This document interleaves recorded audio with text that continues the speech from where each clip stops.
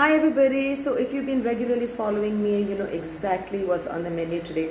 I'm going to be making a chicken, some potatoes and spaghetti, and I want you to stay tuned and follow every step and recreate that in your kitchen today.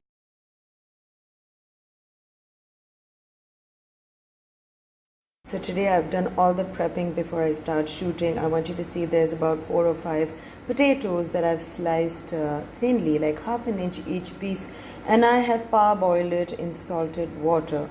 I want you to take a pan like this and add 2 tablespoons of butter and 1 tablespoon of olive oil.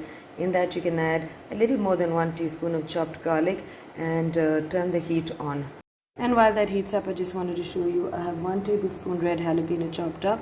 There's 1 tablespoon of chopped up celery and 2 tablespoons of chopped up chives. If you don't have chives, you can always use the back of spring onions.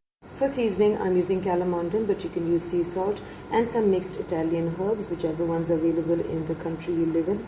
Some lemon pepper, some smoked paprika. I have a little bit of mustard, and there's the most favorite ingredient, cream, and I have some Parmesan cheese.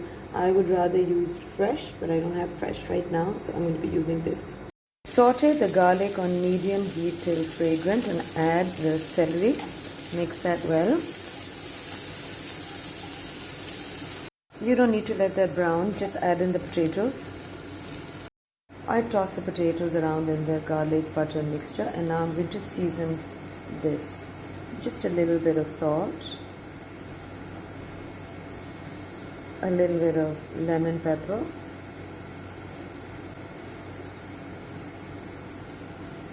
half a teaspoon herbs,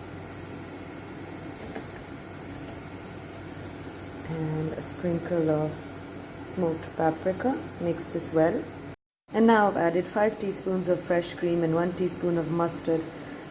And just so it mixes well, a little bit of water. I could have added milk too, but I want to keep it a little light considering the amount of cream in this. Add the chopped up jalapenos. If you don't have this, you can add olives. You can add a little bit of tomatoes for some color. Even a little bit of red or yellow bell pepper. That would do. You just need to add some color to this. And I feel jalapenos add this certain kind of oomph to a sauce. Right at the end, I've garnished this with chives and some parmesan. And I hope you guys like this recipe. It is smelling really good. So whenever you view it on YouTube, I would love a thumbs up from you. I hope you make this soon and get back to me with pictures ASAP. Okay, so I have already prepped for the chicken I'm about to make. So I have about 500 grams of chicken boneless breast fillets, and I have sliced each fillet into 3 equal pieces. And then what I've done is I have seasoned it with crackled black pepper and salt. I want to quickly run through the ingredients with you. I have some garlic, I have about half a cup of chopped onions, and then 2 regular tomatoes chopped, and I had a few pieces of cherry tomatoes that I've sliced in the middle. I have some beautiful honey, and I have balsamic vinegar, plus I have a glaze. I have some calamondin salt, black pepper.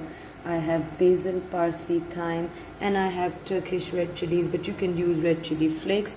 Here I have some arugula, also known as rocket leaves, and some basil. I've added olive oil to this pan, and I shall be pan-searing these pieces of chicken fillets. I just want you to know that you can do this in batches. Don't overcrowd the pan. It brings the temperature down and it doesn't let the chicken pieces cook properly. I also wanted to mention to you that when I cut these chickens into slices, what I did was I took a mallet and I pounded it, but only slightly. That's optional, you know. Chicken cooks real fast, so if the pieces are thin, you shouldn't have an issue. So just that many pieces at a time. In about a couple of minutes, I turned it around and I'm waiting for this to get done. I'm going to take it out on a plate, and in the same oil I shall be pan-searing the other pieces of chicken. I've taken the first batch out and it is juicy, but I'm going to let it rest. You guys remember the rule, never cut up chicken or beef immediately after it's pan-seared or grilled. All the juices flow out, guys. So here I am pan-searing the second batch. And that is done, and it is really smelling good. And I think the seasoning of salt and pepper seals the deal. Next up is the onions. In the same pan, add the onions. If need be, you may add some more olive oil. Saute this a bit.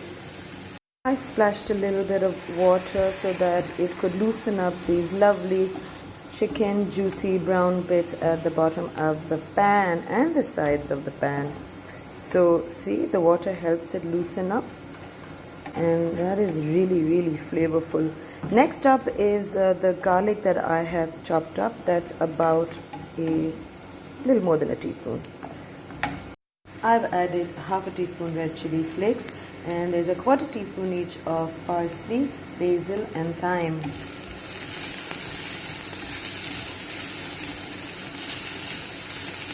At this point I thought that I needed to add a couple of drops of olive oil, and I've done that.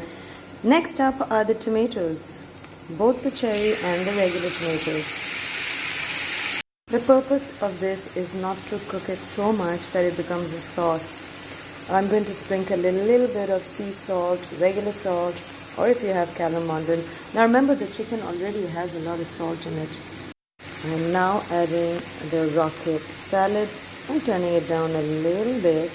You know that rocket is going to wilt as fast as spinach wilts. Place the chicken breast pieces on top.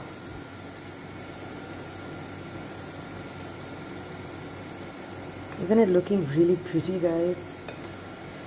Even if I'm saying so myself. It's just the colors and the entire presentation, I feel. Cherry tomatoes, rocket leaves. I love the color combo of that. Okay, so there's a bit of juices left in the plate. I shall be adding that to the mix. And next up, I'm going to be adding the sauces. I'm going to start off with this beautiful Pakistani honey. Yay, so proud of you, Pakistan. Honey first, guys. So what I've done is I've added 1.5 teaspoon of honey, and if I feel the need, I shall be adding some later. You want to make it too sweet, right? A little bit of balsamic. I'm being careful. That's 1 teaspoon. That's 2. That's 3. That's 4. And that's 5. I was so lazy, I didn't want to take out the measuring teaspoons. This is optional, guys, but since I have it lying around, I really want to use it. I think 1 teaspoon should be enough, because this is also sweet. Mix this up, toss it around, let the chicken coat in the sauces, and then I should show you what I'm going to be doing next. I want to make it a bit more, for the lack of a better word, saucy. So I'm going to be adding half a stock, not more than half, because there's a lot of salt in this. Some water. If you have homemade chicken stock, nothing better than that. Mix this really well. Give it a good boil, and I think we're good to go. Cover that for a minute or two. Right at the end, you have to add some basil leaves. I mean, you don't have to, but I recommend you do. And at this point, I'm going to be trying the sauce. I would like to add some Parmesan to this, and I've just sent somebody to go and get Parmesan immediately. Fresh Parmesan. It's good. It's good. Just a little sprinkle of Parmesan should do the trick. And let me have another bite. I'm so hungry. I like what I made today, and I'm very sure that you like it too. The last thing I'm making is a Cacio e Pepe, which basically means spaghetti with cheese and pepper. For that, I have a wok or a pan like this, and I've added 3 tablespoons of butter. I'm going to let that melt. I'm going to add in at least 1.5 tablespoons of garlic, because I'm using 300 grams of boiled al dente spaghetti.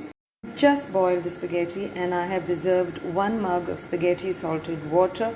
Now preferably you should directly take out the spaghetti from the pot into the wok. but I had to make a video, so I couldn't do that. It's just nicer and fresher that way. But remember to keep it al dente because it's going to cook more right now. Saute that well. And that's a garlic, by the way.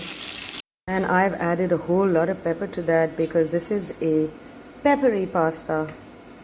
If you guys want, you can make this in olive oil, but I'm going to be using butter and a little bit of white truffle oil because I love the combination of that. At this point, you should add a little bit of the pasta water. I've used a little less than half a cup. Let this come to a little bit of a boil. Season that with salt. I'm going to be adding the spaghetti a little bit at a time. Tossing that around. Letting it absorb all the juices. I think I should lower the temperature of the fire. You don't have to add in all the spaghetti. At this point, you have to see how much you should add. Add just a little bit of this truffle oil. Not too much, guys. It's very strong. Maybe half a teaspoon, and then add in more if you like. Grated half a cup of fresh Parmesan, and if you want to add, you can put more, but I think this should do. Mix this really well. If you feel the liquid has dried up, and you can add a little bit of pasta water, but I don't think you need to. And a whole lot of basil leaves.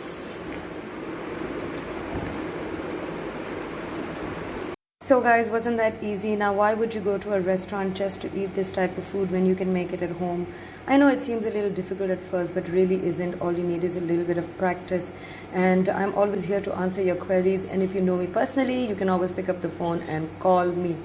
So this is the Cacio e Pepe, and this is a pan-seared chicken in a balsamic glaze with cherry tomatoes and rocket leaves. This is a creamy tomatoes with chives and jalapenos. I've been wanting to post recipes like these that you can make very quickly at home. They are restaurant style food, by the way. Let me tell you that once you make it, you realize that you don't really have to pay top dollar to go out and eat every day. So guys, if you like these recipes, could you please let me know?